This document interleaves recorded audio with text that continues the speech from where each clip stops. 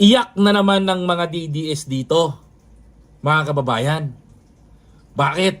Mga kapatid, yung sila Banat-Bay, yung mga buraoteros, yung mga nagmi-meeting dun sa loob ng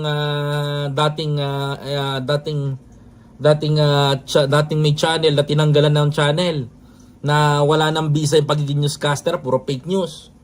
Second, mga kapaport, mga kababayan ko, yung mga vlogger ni Duterte sa Davao, mga kababayan ko, pati yung mga vlogger na nagsulputan sa Manila na puchu-puchu vlogger. Di ba, naaalala ninyo mga kababayan ko, nung pumanaw si Cabral, ang sabi nila, pinapatay, may pumatay. Sinabi nila mga kababayan ko na meron daw kinemeng ganito. Si Cabral daw ay tinulak. Sila yung mga nagkalat ng mga chismis at maling balita. O ngayon, patutunayan ko na tama yung teori ko, mali yung mga DDS. Sinong unang-unang naglabas dito sa social media na sinabi ko na meron siyang, mga kababayan ko, meron siyang depression. Mga kapatid, ngayon, patutunayan ko sa mga DDS na mas matatalino mag-analysis yung mga nasa gobyerno kaysa sa mga bobo at tanga na mga DDS. No pinaniniwalaan ng mga tatanga-tangang followers nila, mga kababayan. Eto, mga kapatid, para ho sa lahat ng ikakatapos nila, para ho sa mga tao na nakikinig pa ho doon, para ho sa mga tao na umaasa na may magandang ibabalita yung mga yan, wag ho kayong umasa. Dahil tandaan nyo ho, pag nag-analysis ho yung mga yan, bias, hindi ho balanse, mga kababayan ko. Unlike ko sa ginagawa natin pag-analysis, meron ho tayong mga bagay na tinitignan, anggulo. Sila ho, mga kababayan ko, bukod sa maliit na ho ang utak gamunggo, one-sided pa ho, mga kapatid. Ganun ho kalulupit yung mga yan. Kaya ho, mga kababayan, eto na, ang tatapos at babasag sa katahimikan ng paninira nila at paghatak nila at pagkaladkad sa pangalan ni Cathy Cabral, mga kababayan ko. Eto ho, pakinggan nyo ho yung balita na to. Mga DDS, vlogger, kayo, yung mga nagbalita ng mali, fake news. Eto, panoorin ninyo. Sa sobrang ka-fake newsan nyo, si Cabral na naglahad ng kanyang katotohanan kung anong ginawa niya sa mga huling oras niya at minuto. Ayan, panoorin nyo. Eto mga kapatid, sampal sa mga DDS. Babala po sa sensitibong paksa. Ang susunod naming ibabalita ay maglalarawan ng pagkamatay ni dating DPWH Undersecretary Catalina Cabral batay sa investigasyon ng PNP. Hindi umano itinulak o tumalon, kundi nagpadausdos sa bangin si Cabral batay sa mga sugat at bali at mga 3D scan ng lugar kung saan siya natagpo ang patay. Nako, mga DDS tuloy ko pa ba mga DDS? Mga DDS, tuloy ko pa ba? Tuloy ko pa ba? Mga DDS? Ang kakapal ng mga pagmumukha nyo, tinulak si Cabral. Kunyari, concern ng mga lintik Kunyari, concern, tinulak yan si Cabral doon sa may ngayon, ito na, lumabas na. Lumabas na yung final report. Nasaan kayo ngayon? Kanya-kanyang hugas kamay kayo ngayon, mga fake news peddler kasi kayo. Nag-feed kayo sa taong bayan ng maling impormasyon. Yan ang problema sa inyo. Kaya kayong mga nanonood sa mga eto na mga kababayan ko. Ito na po yung report mga kapatid. Panoorin natin. Nakatutok si June Veneracion. Sa mismong bangin sa baba ng Cannon Road sa Tuba, Benguet, kung saan natagpuan ng labing dating Undersecretary Maria Catalina Cabral. Ginawa ng 3D scanning ng PNP Forensic Group. 3D scanning para sa mga aangangan DDS, sa mga hindi ho nakakaalam,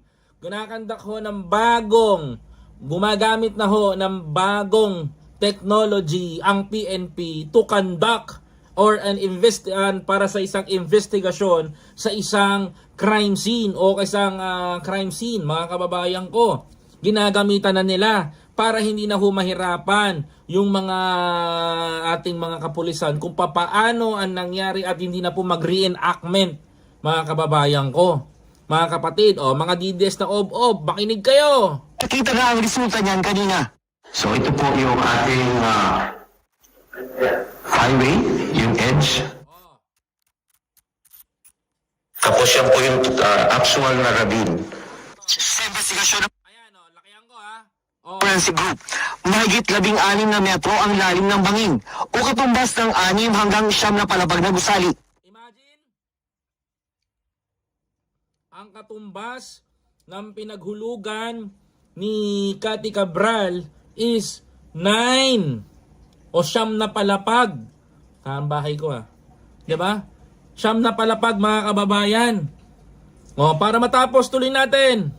Sa baba, nakita ang katawan ni Cabral na 0.2 hanggang 0.8 meters lang ang layo mula sa base ng bangin. Indikasyon na wala o ba nung tumulak sa kanya. Kung tinulak ito, Oh, for example, ito yung building. Papaliwanag ulit natin sa mga aangan DDS na to. Para hindi ko nakakaltukan ko kayo eh. Ang tangan nyo magpaliwanag eh. For example, mga kababayan ko, example lang.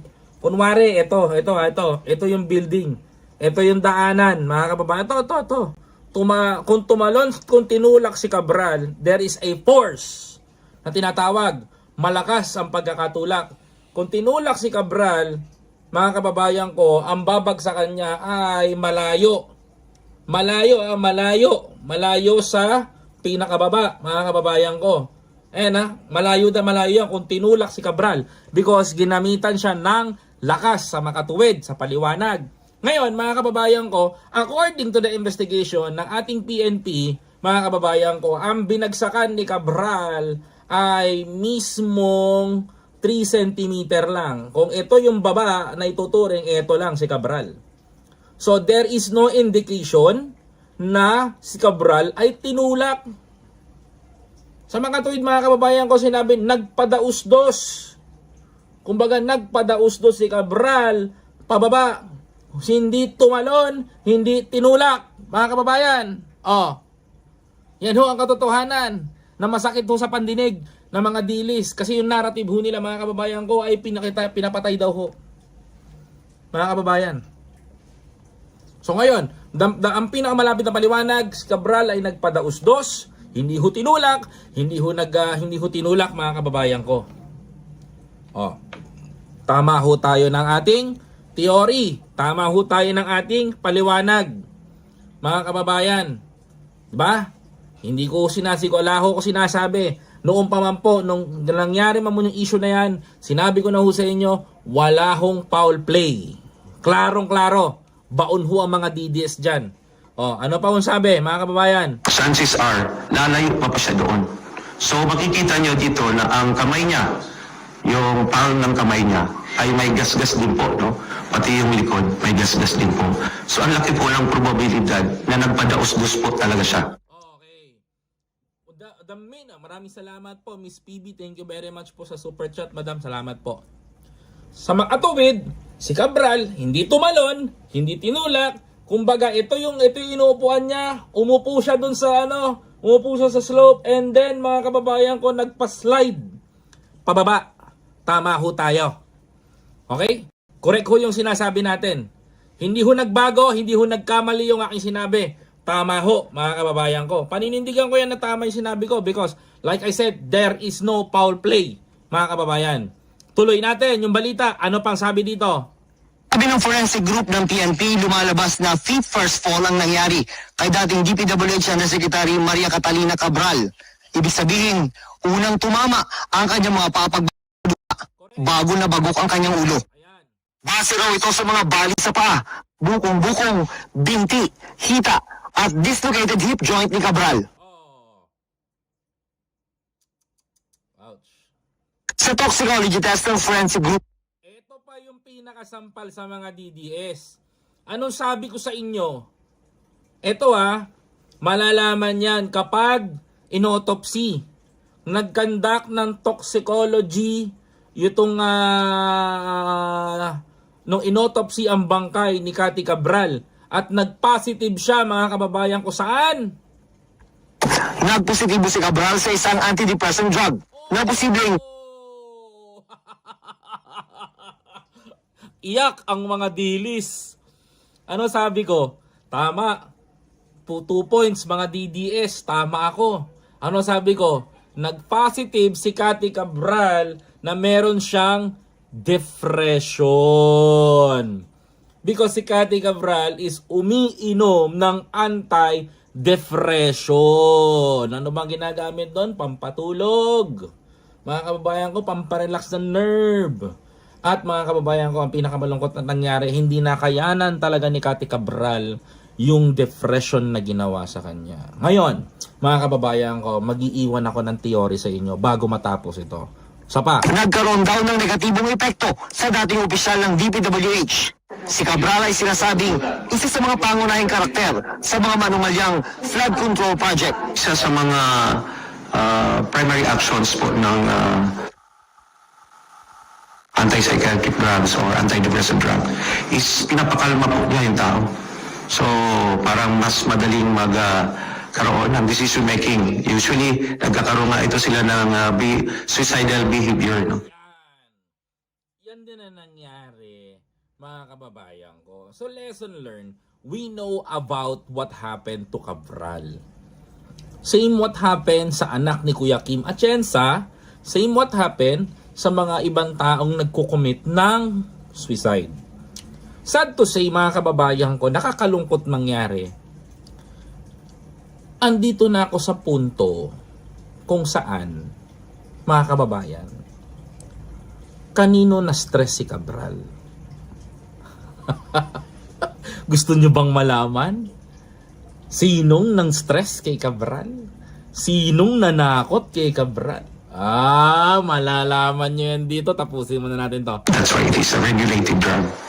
Sa taya ng forensic group, sa pagitan ng alas 3 at alas 5 ng hapon noong December 18 namatay si Cabral. Wala pang nagagawang DNA test dahil ayaw daw ng mga kaanak ni Cabral na magbigay ng kanilang DNA sample. Pero sabi ng forensic group, walang dudang kay Cabral ang na-recover na katawan dahil ang mga fingerprint na nakuha ay nagtugma sa mga fingerprint niya na nasa 2014 record ng National Bureau of Investigation. Yun po ay nagbigay ng kalinawan na ang ating cadaver is the late Yusek Maria Catalina E. Cabral. Para sa GMA Integrated News, June Veneracion, nakatutok, 24 oras. Okay. Mga kababayan, mga kapatid,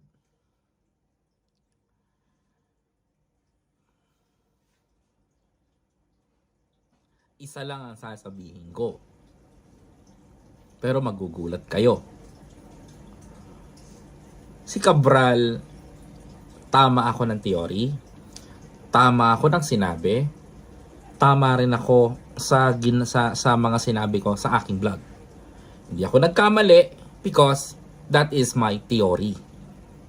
Theory, sometimes, yung pagiging investigador natin, yung mga nagsasabi sa akin mag-NBI ka na lang. Kung pwede lang ako mag-NBI, nag-NBI na ako eh. Kung pwede lang ako pumasok na ako eh. Kasi yan ang porte ko. No? Suddenly, hindi lang ako naging police. No? Hindi lang ako naging police. Hindi lang ako nakapasok sa PNP. Pero yung nangyari sa kanya, it's very simple na mag-investigate. Bakit? Tama ako sa depression. Kasi ang taong may depression, ang taong namumblema, ang taong nagkakaroon, mga kababayan ko, ng matinding depression sa kanyang utak, ay apektado. Matapang. Sobrang tapang ng tao na yan. Bakit? Bukod sa lumalaban ang kanyang isip, pero kaya niya rin magdesisyon. Kaya niya rin bawiin ang buhay niya. Ang mga may taong may depression. Now, pinag-aaralan din ng psychologist yan. Pwede ka mabaliw, pwede ka magkaroon side effect. But the tendency of Cathy Cabral is, nagkaroon siya ng decision na tapusin ang buhay niya using magpadausdos doon sa bangin. Gayon pa man, isa lang ang nasa isip ko. Isa lang. Kung si Cathy, ito tandaan nyo to mga kababayan ko, this is very important. Ito malalaman nyo sa akin, tandaan nyo to.